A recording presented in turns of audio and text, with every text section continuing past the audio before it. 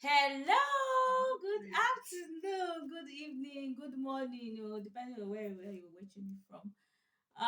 Today I want to tell you something. I don't know why some parents they jump their children from the lesser class to higher classes. I don't know why you. Some parents they jump the children maybe because they still say their neighbors' children, they of the same age with their own children, they did higher classes.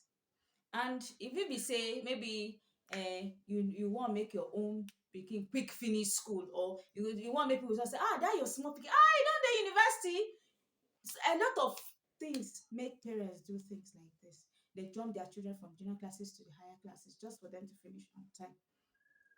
Okay, but me, I'm here to tell you the damages you're doing to your children that you don't know.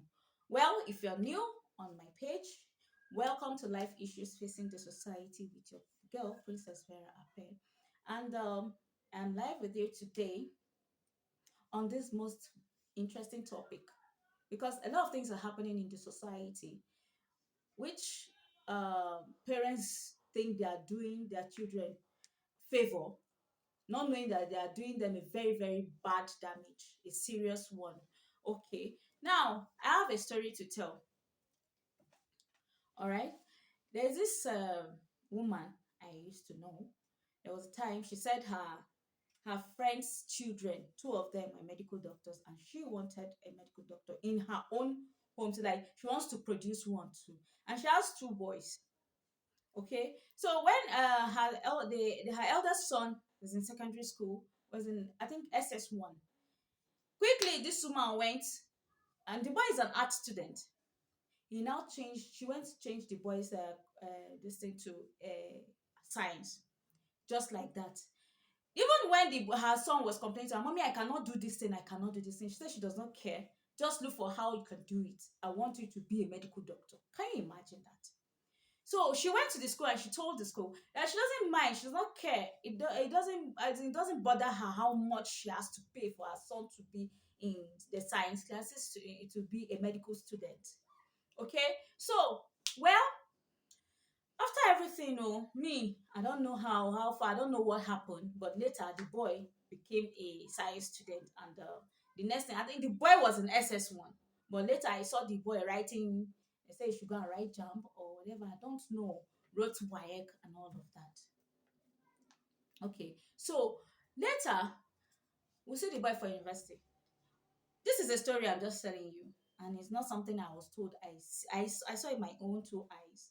And the thing there is that the boy, the year you're supposed to be graduating from school, okay, the year you're supposed to be graduating from school, they got to find out that the boy wrote only 100 level exam, and the rest of the years he was just wallowing, doing nonsense, walking up and down, involving himself in different kinds of groups, you understand, because of the fear of going back home, and the parents will just bounce on him and all of that.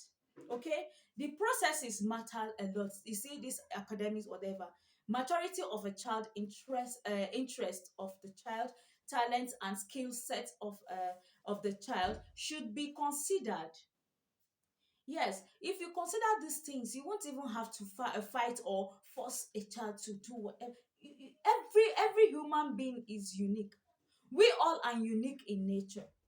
Okay, so if you just have to find out what your child can do. Some children are good cognitively, some are good psychomotively, some are good when it comes to if you see that the child is not even good, everybody must not go to school. It's not good maybe when it comes to brain work. This child can do handwork, and the child might be able to progress from there. Everybody must not go to school. Okay, so when you consider, you put all this thing into consideration, the maturity of the child, the interest of the child, the talent and the skills set of the child, when you put them into consideration, it works perfectly. It is not how far, but how well.